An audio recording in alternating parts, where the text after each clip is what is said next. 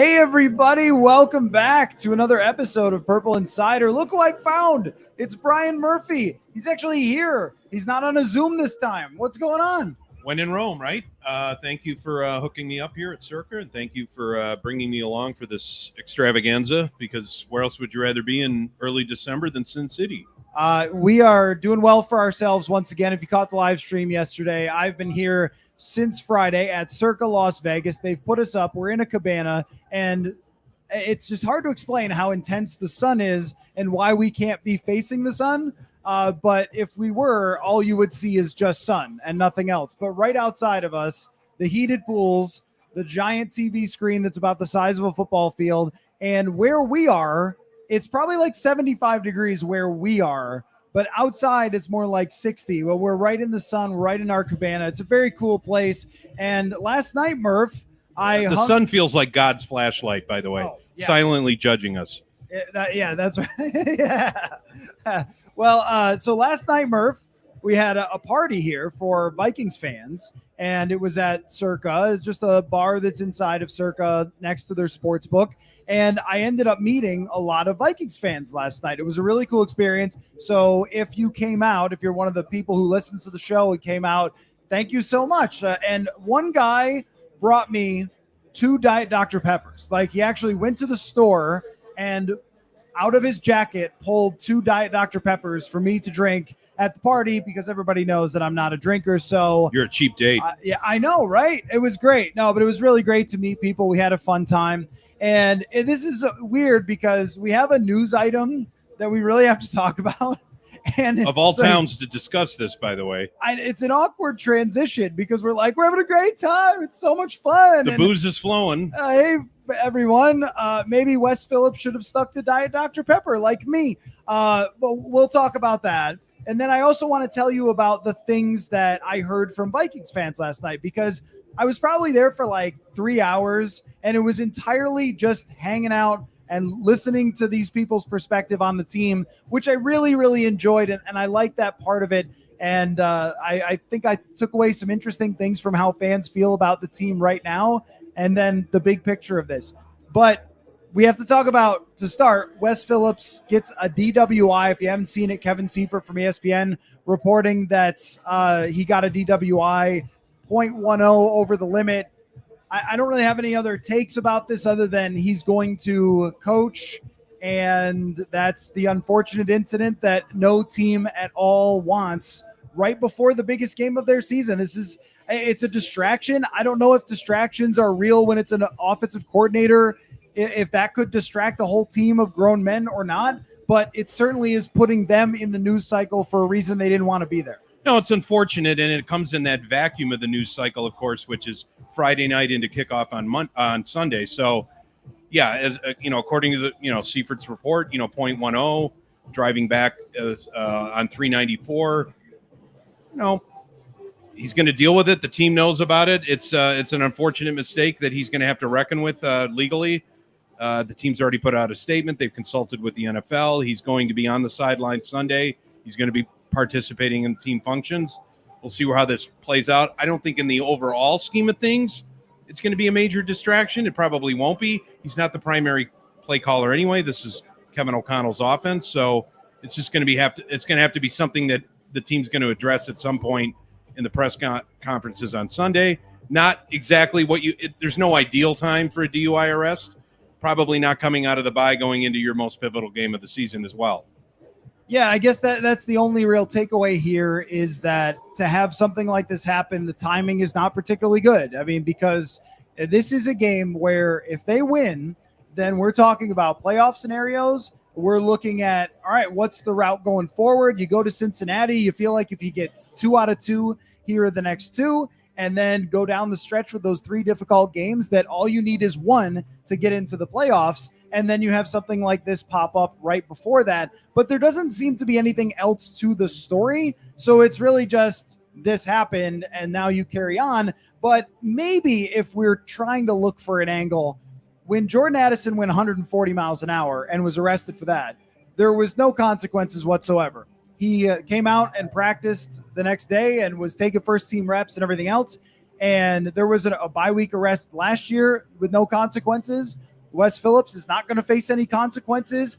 And I do wonder about this with Kevin O'Connell and his leadership style in general, which seems to be very much giving people opportunities to kind of be adults and handle themselves and so forth. And he has not shown any type of iron fist. Now, I don't know if that's the right way to do it or not with a one-off potentially incident like this, but has not shown that he's going to be that type of head coach that like Mike Zimmer was. I think when these incidents happened with Mike Zimmer, it infuriated him. And players who got in trouble off the field, it was a big problem. I think it was a different approach from Zimmer, who got maybe personally offended when something like this happened and wanted to do something about it, wanted to show that he cared about it. But having him coach, I don't know that it does. Like, I don't know that it does show like any accountability for doing something like this that is an embarrassment to the franchise. No, and it's something that O'Connell's going to have to deal with going forward. Like, what kind of standard is he going to set? What kind of expectations does he have? And frankly, this is a decision that's probably above his pay grade anyway. This is the front office that's going to have to weigh in on this. If there are more details that come out about his interactions with the police, I mean, the initial report said he showed signs of impairment. We don't know what kind of, field sobriety tests, what his interactions were with the officer. Was he defiant? Was he combative? If he wasn't, this is unfortunately an occurrence that happens a lot in this country. So it's not like this is the first time anybody's been pulled over on I-394 at 10. That's not excusing it. It's just it's a fact of where we're at. Question is it going to be something that's going to be dealt with on Sunday? How is O'Connell going to react to it? The game plan was already put into Tupperware. Preparations for the Raiders were already dealt with. It's not like this was Wednesday or Thursday. Not that that would make it any different or any better, but at this point, it's going to have to be handled in-house, and we'll see how the team reacts going forward. Yeah, I don't want to make too much of that point or try to make that point too loudly that like O'Connell doesn't care about DWI. That's not what I'm saying. We've had a couple of incidents since he's taken over, as probably every head coach has. And in each time that something has happened, we have not seen any type of reaction to that. And it being the Oli Udoh arrest last year during the bye week, and then Jordan Addison, and then this. And if you're in the building, if you're in the locker room, like, do you think that there are consequences to your actions or not? And I guess that's the only way that I want to put it. I'm sure that it would be very difficult to just not have your offensive coordinator come with you to the biggest game of the year. But it is an unfortunate incident that I guess they're not really going to do anything to deal with. And that's all I really have to say. So, well, and the other thing is, like you mentioned, the Addison incident over the offseason too. And it's like, if I'm a player in that locker room and, something happens off the field, are you going to measure that against what your head coach has decided to do with your first round rookie and one of your key assistant coaches? So, there's a standard being set, or there's a level of expectation being set that's going to have to be analyzed going forward. Yeah, I guess that's just sort of putting it in the bucket a little bit. But, I guess I shouldn't hold up Zimmer in this way necessarily, because I think after it came out with George Edwards when he had a DWI that he coached in Philadelphia that week. So maybe it's standard around the league. I don't know that when there's something like this, there isn't any type of punishment. But I don't have anything more to say about it. I just, when you go from the hard-nosed head coach to the I'm going to be more relaxed and be the player's coach and everything else, I'm going to be easier to work with, easier to deal with. There's always the question of, can you also put your foot down when it has to be put down? And in this instance, they're not going to do anything. So like, I guess I feel like I'm presenting that without saying it's like I'm really worried about it, but more of just saying like, I'm taking note that that's the way that this was handled. So anyway, who wants to talk about Vegas? Because I don't really know what else to say about an offensive. No drinking going on here at all. Yeah, right. I think I saw someone with a beer earlier walk by, so hopefully that person's okay. It was a light beer. Yeah, light beer. So anyway, here's what I wanted to tell you about, Murph. Last night, we had this party inside Circa. It's awesome. What they've done for us has been amazing. You got to ride in their limo, which was very cool. First time in my life I've ever come down the escalator at baggage claim with somebody standing there with my name on it saying, "You're with me. Here's a stretch limo." and I got to bring 5 other guys with me, and they thought I was a baller. So thank you, Circa, for elevating my status here. We basically arrived the same way LeBron does. That essentially. No, I think he comes in a. I'm like, if there's any traffic out there on the freeway, please drive into it. We'll get to there anytime soon. Yes. So they've just set us up unbelievably well. We're in a really good situation. And the party last night was great because a lot of Vikings fans, I'm sure if you listen to the show regularly, that you heard me advertising for it. Come to Circa. It's where I'm going to be. We're going to have this party. But as the night went on and people did indulge themselves, people who were walking home to their hotel rooms or staying at Circa, they started to get a little emotional about the Vikings as we were having discussions. Weepy or indignant or angry? Here's what I mean. I think it's all of those things. All of those things, what this team has caused Vikings fans to feel like. And what I really felt... Is this new? No, but what I really felt was that when Josh Dobbs took over, this is something we were talking about last night. When he took over and he had those couple of games, there was like an intense rush of excitement of maybe this can be something different than we've already known. And then when they lost to Chicago, it killed that intense rush for them. And a lot of these people went back to being like, well, typical us, another wasted year. We have no Super Bowls and so forth. It is amazing to me, Murph, how much it lingers over every single thing that happens. Just in a 4-game stretch, the fact that they don't have a Super Bowl. And this is something that everybody defaults to the worst. Yes. And I want to know what you think of that, because I find that to be fascinating. I grew up in a place where they had no Super Bowls. It was similar. And now it even sort of has gotten so intense for these people that it applies to every little micro thing, all the way down to a backup quarterback having a couple of good games. Well, I think it would have been misguided to believe that Josh Dobbs was going to step in and lead everybody back here to Vegas in February. Now, will that happen? Outside chance. I don't expect that to happen. But to think because he kind of wandered in out of a cornfield in Atlanta and salvaged that game and had a great moment against New Orleans, that, suddenly this changes the trajectory of the franchise and Josh Dobbs' career. I mean, that's, a little bit of an overshoot. So the fact that he had an awful performance against the Bears, I don't think should have that kind of a bottoming out feeling as well. But as you mentioned, we've talked about this. I've written about it ad nauseum. This is an abused fan base. This is a very self-loathing fan base and a deserved fan base that feels like they've been robbed, and they have been, from forces out of their control, from forces in the team's control, bad luck, all of the above. We can go down it when we won't bother with that.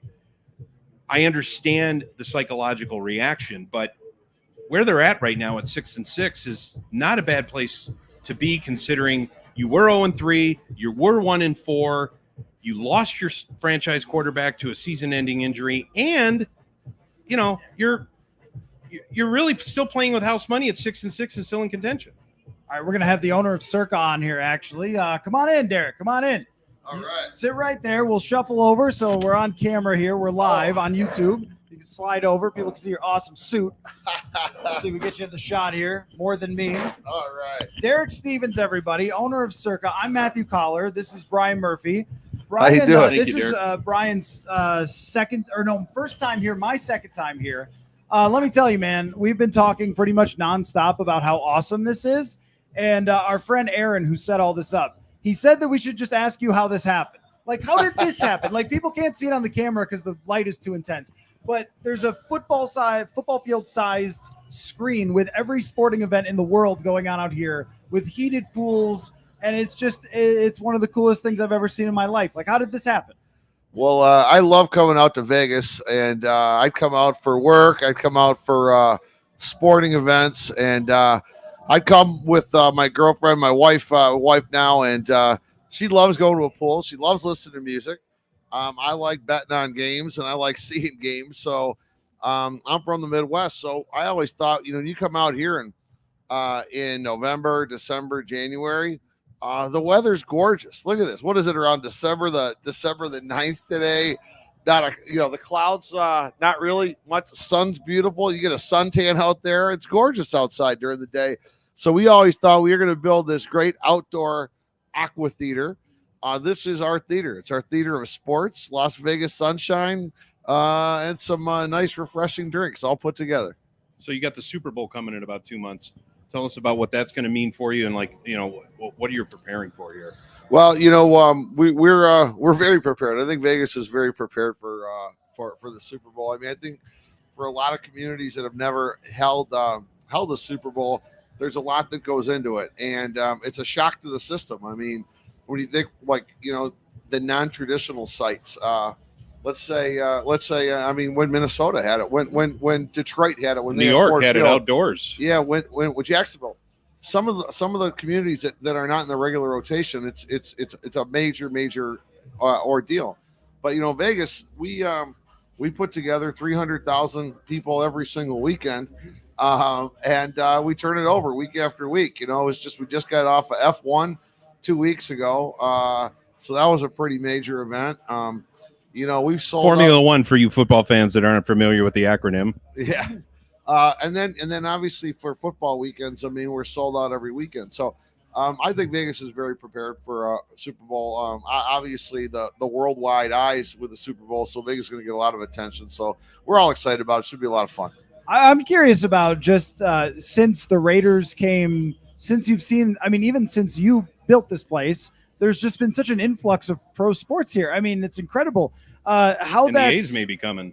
Right. I mean, and one of our friends also works for a local radio station around here, and her career in media is now sort of blowing up because of the sports. I just wonder how that's changed the landscape, because we're here and we were just talking about how I spent all last night with all the Vikings fans who came in, and it seems like this has become such a destination for fan bases, not just here building a fan base, but all over the United States.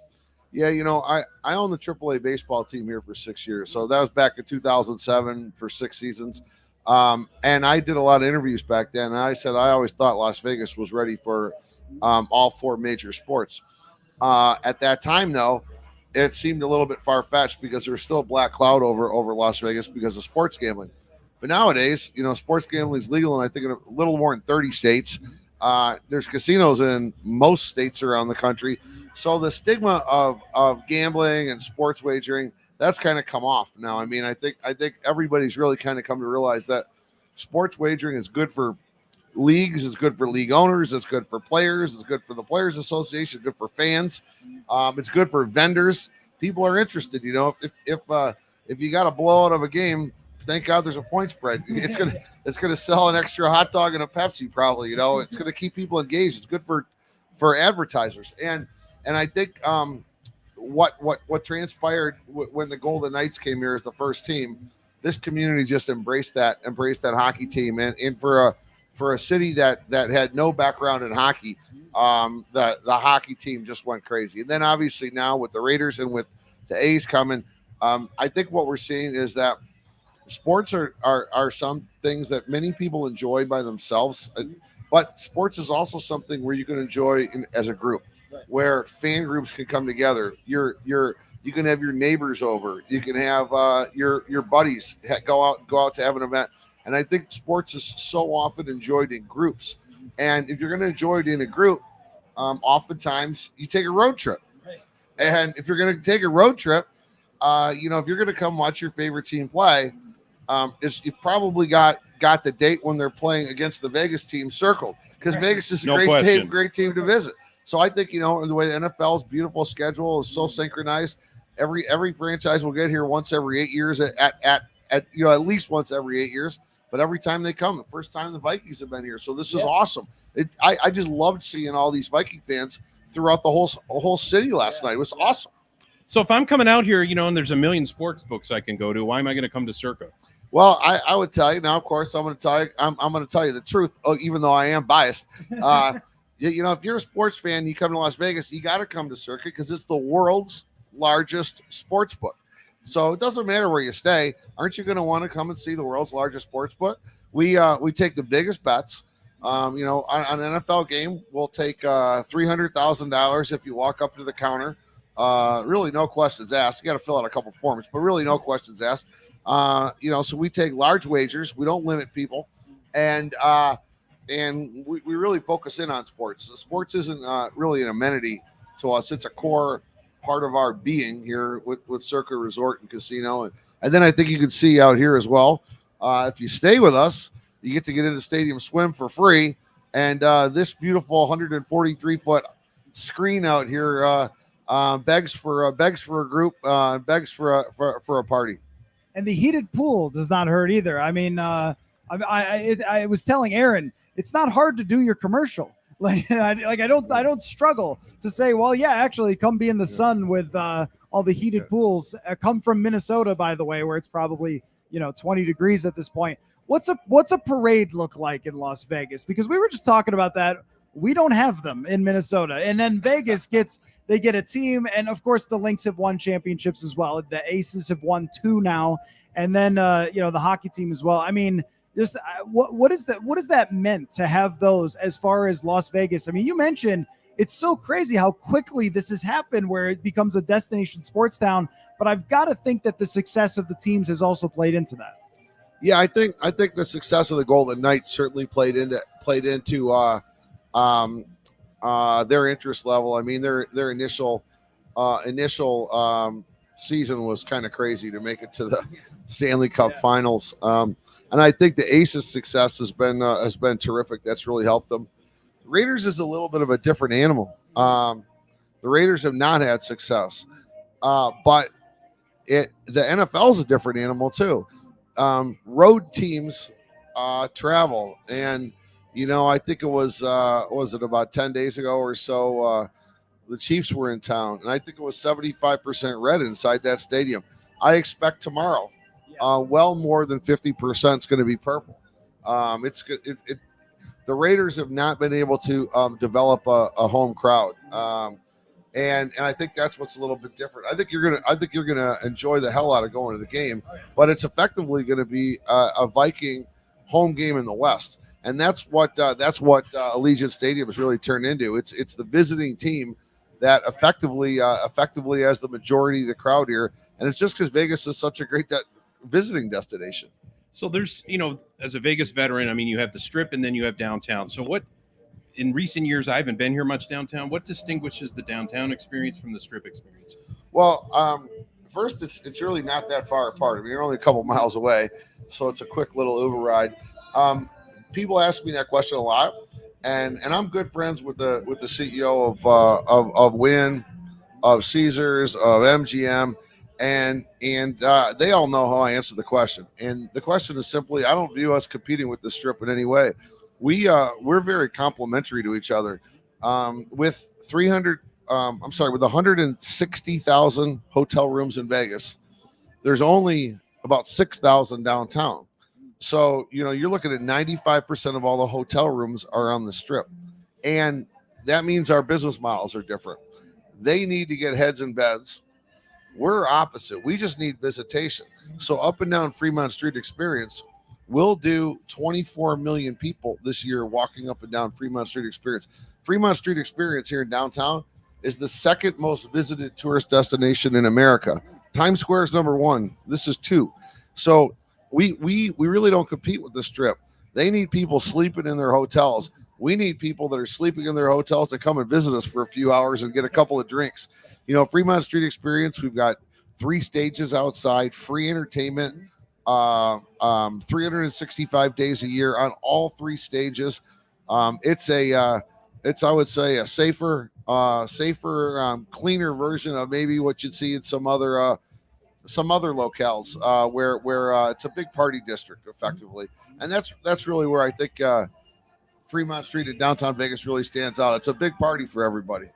So you are what? Michigan is where you're from? Right? I'm originally from Michigan. Well, so is Brian. Actually, whereabouts? Well, when you look at the hand, I'm right around Detroit. I was on the east side. I grew up, spent 4 years in Ann Arbor, and then I moved back to downtown Detroit, and then I have a place now in Birmingham, Michigan. But I live out here. I've been living out here full time in Vegas now for about 15 years. Grew up in Lincoln Park. I'm a downriver rat. Went to Wayne State. Lived in Royal Oak before I moved to Minnesota. So we got a little bit of very good. A little bit of I'm away. I spent a couple years in Wayne State as well. after Michigan. Nobody knows about Wayne State. It's just we just get education there. You guys do. We don't win apparently. any games. I was gonna ask you about were you a Detroit Lions fan? Because Murph has sort of taken on the torture of what it's like to be a Vikings fan, but if you're a Lions, that's a totally different level. Yeah, I mean, with all due respect to your audience here, as a Lions fan, I'm jealous of the Minnesota Vikings franchise. Remember, the Detroit Lions have won one single playoff game in my lifetime. In 65 years. Yes, I was was there. So was I. At the Silverdome. At the Silverdome. They beat Dallas. They beat the hell out of Dallas. Yeah, think about this. We're Lions fans, and in our lifetime, we could almost go through every single play. Since we Eisenhower. only won one game. Since Eisenhower. Yeah.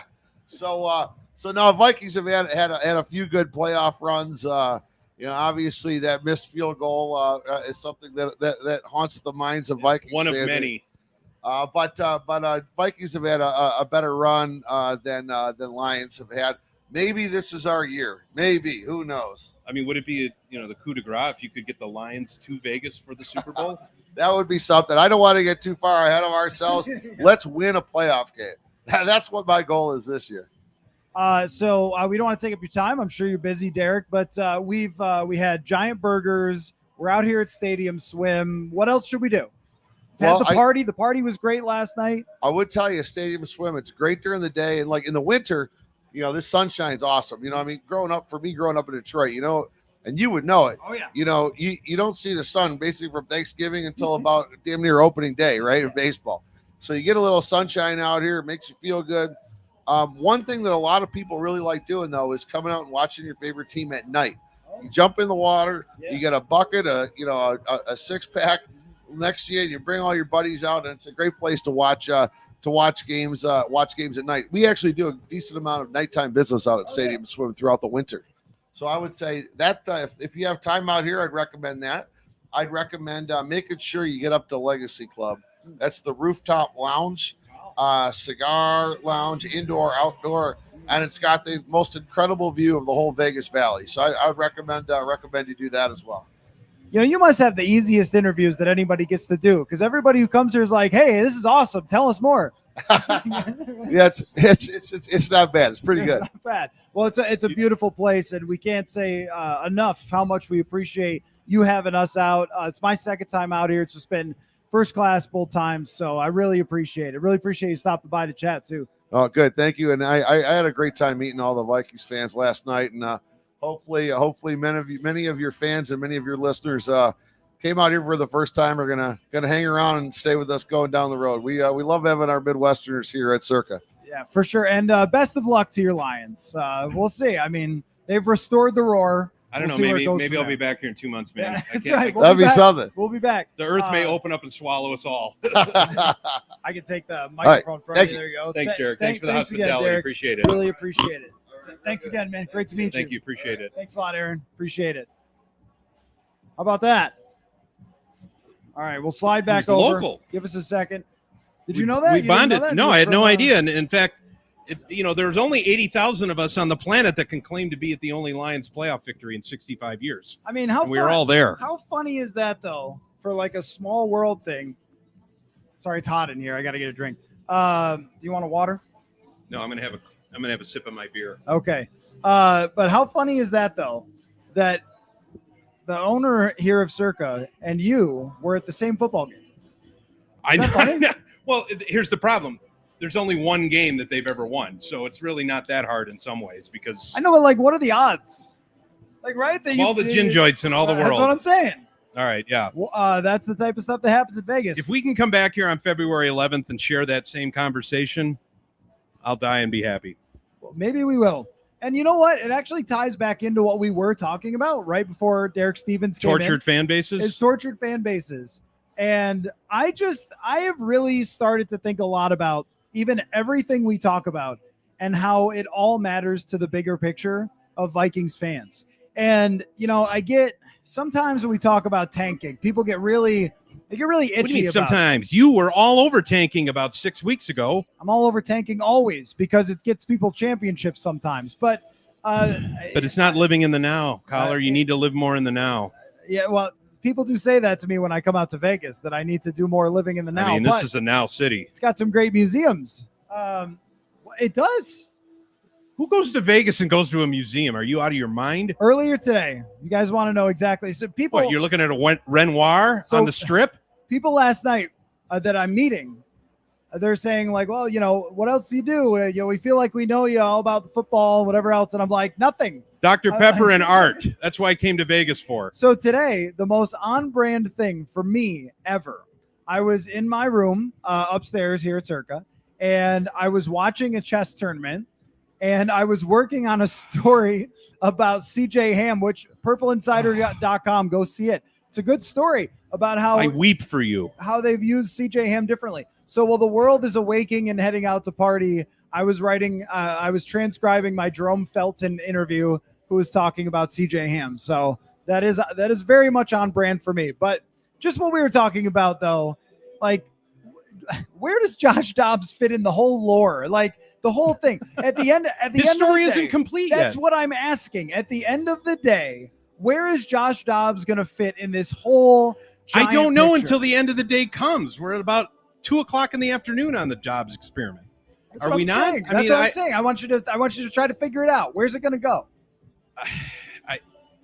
Tomorrow's going to tell us a lot, I would think. I mean, because he's really on a short leash. So if he can manage the game, if he can control his turnovers, if he can make some things happen, and as we talked about last night, if the defense carries them, he will keep this train rolling. If it's another disaster, we may not be talking about Dobbs again. So as far as where at the end of the day, at the end of tomorrow, I think he's going to buy himself another day. I do feel like this is going to be it always is a week-to-week slog, but I do really think this feels like sort of a 9-8 team. It's going to be win one, lose one, win two, lose one.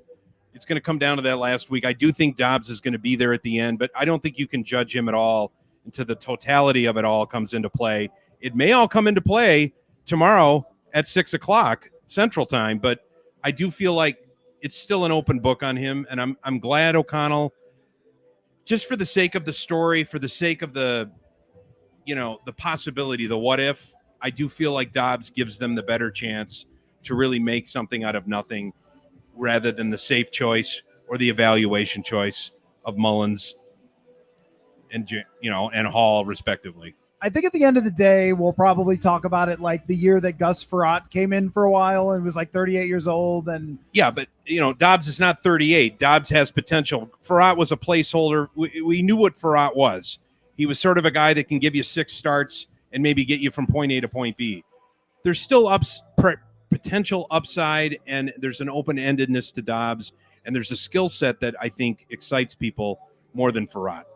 Did that go out the window, though, like about the skill set that excites people? Because for those couple of weeks, there was this real flood of this guy can run and this guy can make plays. And, hey, this is what it looks like. And, I watched those Philadelphia Eagles games and their quarterback runs. And, right, like Josh Allen versus Jalen Hurts is just two great quarterbacks running. Yeah, but all Hurts over the seems place, to right? know what he's doing. Dobbs is making it up on the fly, and that's a Yes. completely different subject. Right, I agree. And so I think that because of that, a lot of people's dream of Josh Dobbs being the next Case Keenum and maybe potentially being the future quarterback, like whether it was a bridge quarterback or whatever, and no one likes to be realistic, like, right? So that's why I always feel like I'm the worst when I say, guys, it's a backup quarterback, maybe you should be realistic. I almost don't want to say it because like, let them dream, I mean, in a way. And this is what I run into a lot is the fans are deeply upset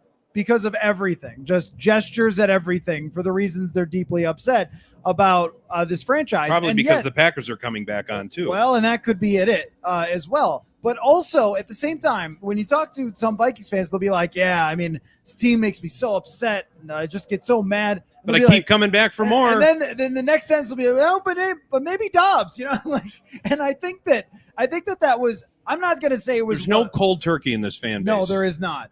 What I'm getting to is like that there's a lot of these moments throughout history where there just feels like there's a flicker of something.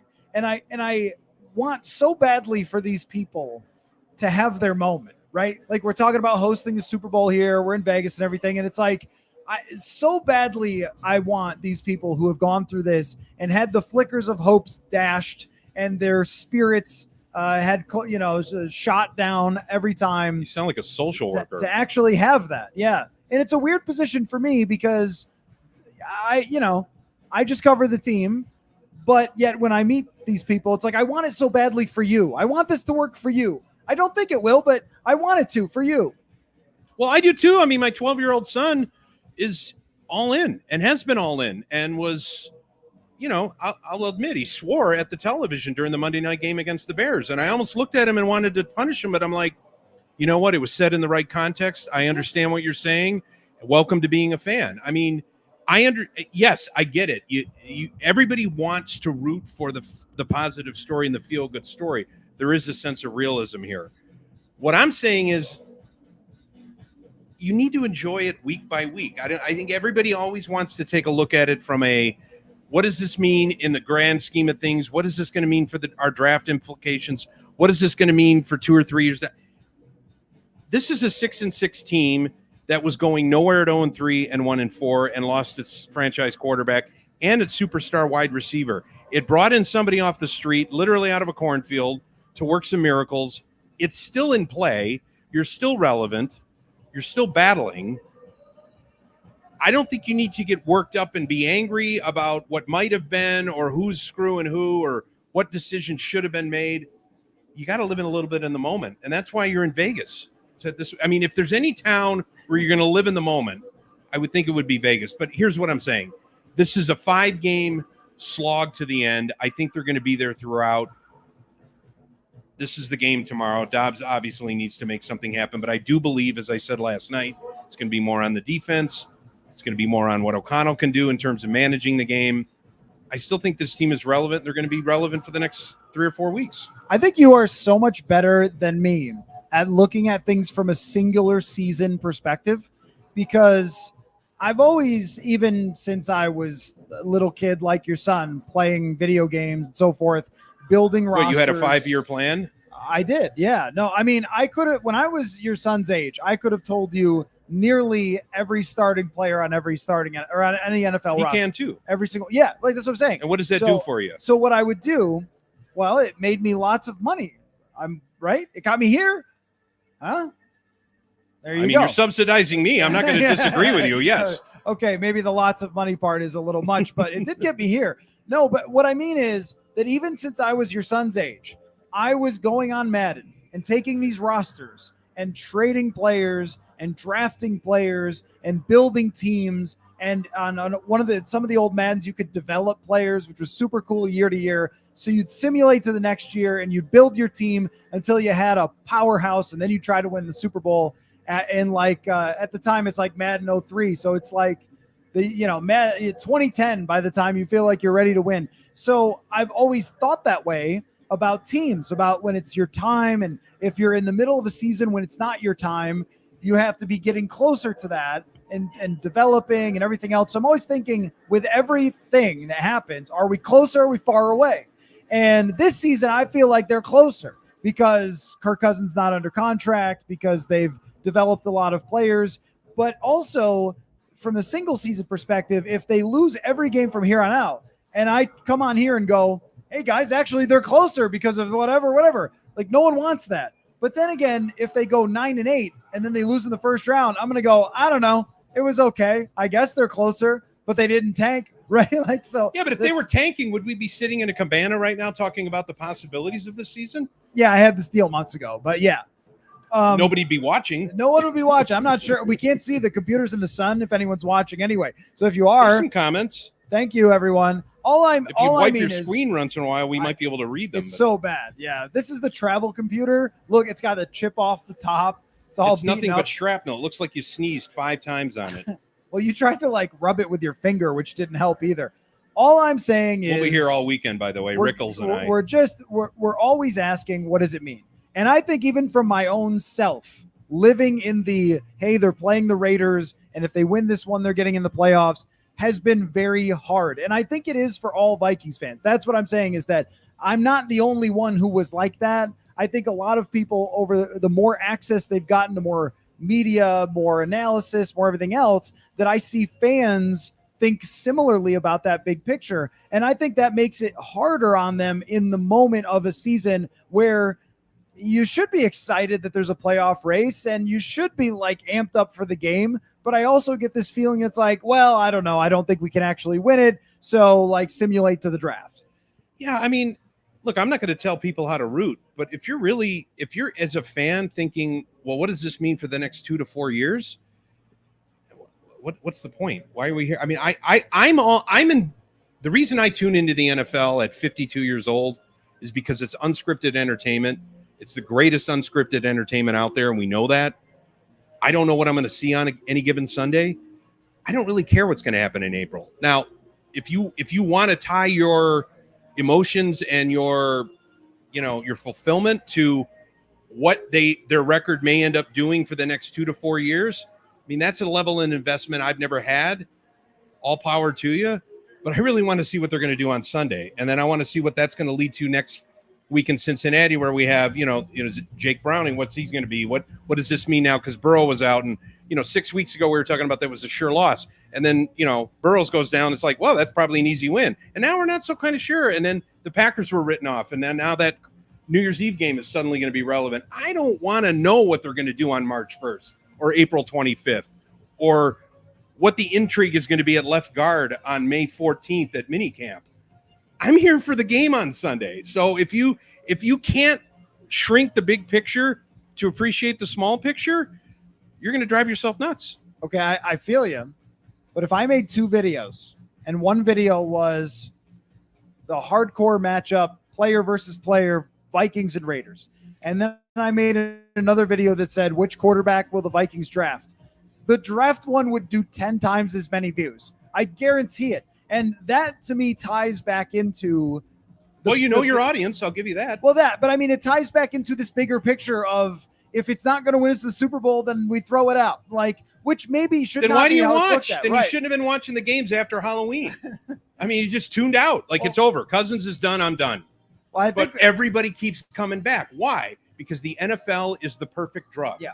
So you can't sit there and scoff at the drug and keep using it.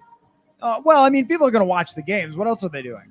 I mean, you make it your Sunday thing. Like, you're going to watch the games. I just mean like the attitude overall. See, like, that's what I'm saying is that you are much more into let's ride this train week to week. I'm a 50,000 foot kind of guy. You're in the weeds. Maybe that's why we work well together. I think so. Yeah. But I guess I just think like that the big picture implications to all the moves and everything that happens fascinates me so much. And I think at the same time, and Dobbs's performance Sunday will inform those bigger picture implications. Yeah. Oh yeah. Well, that's why that almost seems like what we're doing the here. Stakes are higher. That seems like what we've been doing here all season is that it's every week to week is more interesting from the perspective of what they're doing next draft than it is whether they can actually get to the playoffs and be a dangerous team. Correct. And we can milk that for what it's worth in the offseason. But in the meantime, there's still a playoff berth at stake. So why not just kind of, take the 3 hours of entertainment Sunday and focus on that? Is that what you're telling people they should do? I mean, I would never tell people what to do. But if somebody said to you, like they're saying to me last night, this party, like this team has tortured me for so long and I get so upset at them. I mean, why are you still watching? Would you suggest, well, it's NFL. You can't tell people not to watch football. Football is best, but I mean, to live more in the moment, from game to game. Yes. As an old guy now, I with children, and I'm not a 25-year-old idiot anymore. I mean, live in the moment because, frankly, that's what the entertainment is. I don't find projecting what may or may not happen or what the performance on the field now is going to screw us in April, and it's going to mean, no, we're going to re-sign Cousins. That's going to be a disaster. Look, if you're projecting all the way out, you're not really living in the moment. So, I don't think I'm saying anything that's revolutionary or to say live in the moment, but like for as far as NFL entertainment value, appreciate the moment. These games are so tight. They're all one-score games. They're one officiating mistake away. They're one turnover away. Television does a masterful job of building it up and tearing it down. Why else would you want to, if you're really hooking your emotions on what may happen in March, April, and May, I mean, then you should be a GM. But what are they going to do at quarterback? Whatever they're going to do at quarterback, Dobbs will dictate that tomorrow. He will dictate that the next few weeks because it'll all play out. I don't know what they should do or what they will do, but I know what I'm going to do tomorrow, and I'm going to tune in tomorrow, and I'm going to see this is going to be amazing whatever happens. Okay, what do you think is going to happen tomorrow? I think they're going to win very boringly 16-13. Yeah. You know what, though? Every time this season I felt like I had a good grasp for what was about to happen. Yeah, predictions are a fool's errand anyway. Something else happens. I will say this. Even though the people's lights were turned off after the Chicago game, I would not completely eliminate the idea that Josh Dobbs could play really well down the stretch. I mean, I think that he is such a unique guy from like an intelligence factor. It has been well established, but you usually don't find a backup quarterback with this athletic ability. And if you can add, like as of last week, he was the second most valuable running quarterback in the league. So the standard to even get him to be very good for passing is not even that high because he's already adding so much from the running perspective. Now, fumbles are going to be a problem sometimes as well, but he still intrigues me. Like, I'm not done being interested in the Josh Dobbs story, even if a lot of people did jump off of that bandwagon. Well, and you would not be unwise to necessarily have jumped off of it. I mean, the performance against Chicago was not an NFL quarterback performance. There was leaky oil against Denver. There were moments against the Saints and the Falcons where you're like, oh man, that should have been an interception too. I mean, he's not necessarily a savior. He could be a savior, but he's not necessarily a savior. So you're rightful to be skeptical, but this is one of those unique situations where the possibility, the what ifs are almost as intriguing as what the Vikings have already done. And that's what makes that's what's keeping us coming back for more. I think I mentioned this last night and have a couple of times. This is like one season divided into three parts. And this is now the third version of the 2023 Vikings, which is almost infinitely more interesting than the middle version and certainly the early version. So that to me makes it worthwhile to tune into. And we can make some judgments on Dobbs tomorrow based on his performance, but even if he wins and looks great, he very well may look awful in Cincinnati. I mean, I feel like this is a unbridled talent that we're never really going to be able to have a full assessment on, and you're just going to have to ride it. And there's nothing wrong with that. That is an interesting angle of it about breaking up the season into parts, because in the first part we thought, well, it's just going to be a terrible season. It's going to be a slog, right? That when they did the rebuild part and moved on from all those veteran players, that there was a lot of problems that miscalculation. Were going to come along. I mean, Brian Flores has really changed the entire trajectory of the team to begin with. By the way, like, of course they're happy about having Brian Flores and he has turned around this defense. But imagine if he didn't. Like, imagine if Ed Donatel had stayed as the defensive coordinator, which would have been insanity. But just imagine that he stays. They'd be 0-12. They would, right. They would be losing so many games, and then we'd be talking about Drake May. And that would be interesting to me. I think a lot of people who have suffered through the let's go 9-8 story so many times. And there's a lot of things along the way where it was like they teetered on the edge of it totally falling apart. How about in Carolina? I mean, Bryce Young has the football. He's driving against them. Like, if he scores at the end of that game, I mean, then we're talking about losing to the worst team in the league. How would you keep going after that? Even in Chicago, Tyson Bagent comes in. He underthrows a ball that gets picked off. But if the guy was open, if he overthrows him or throws it deeper, like, again, we're talking about Danielle Hunter as a Jaguar. And so that part of it is interesting. And then the second part, to have the Dobbs roller coaster, that was a whole season in itself. And now I have no idea what the heck is coming next. Mark. That's awesome. You seem disappointed in that. Like, you want to control it. You want to save money. You want to be smart. You want to be prudent. You want to be able to plan ahead 5 years. No. You're in Vegas right now. Take whatever you've saved, throw it on Black 24 and see what happens. No, I just feel like it, because this has been a season that nobody would have been able to predict, just as last season was. I find the entertainment value exponentially better because there's so much at stake, both from a big picture and a small picture standpoint. But it's fun. They're a fun team to watch. Even when they're losing 12-10 to the Bears, they're still an entertaining That was not product. fun. That was not fun. It was not fun, but it was close. It was not fun, but you had to stay there to the end. Right. You could Yeah, not okay. look away. You can't look away. Yeah, that you can't sell too many people on that being fun, but you can't look away is the definition of the Minnesota Vikings for sure. So I have no idea how long we've been talking because I can't see our timer there, but I assume it's been a while. There's no clocks in Vegas. It's no almost clocks 3 in o'clock Vegas. locally. Oh, okay, that's about right then for how long these usually last. I feel like this has been an absolutely unhinged live podcast, which just makes sense. It's been a long bye week. A lot has happened. We're in Vegas. I just ate a huge burger, and I really could use a nap. Like, so, no, it's a good time. Can you imagine here. if we're back here in 2 months, how unhinged that might be? For the Super Bowl? No. I'm just throwing that out there. I mean, I'm not, truly you know, can't. Can I imagine what it would be like to cover the Super Bowl? No, I cannot.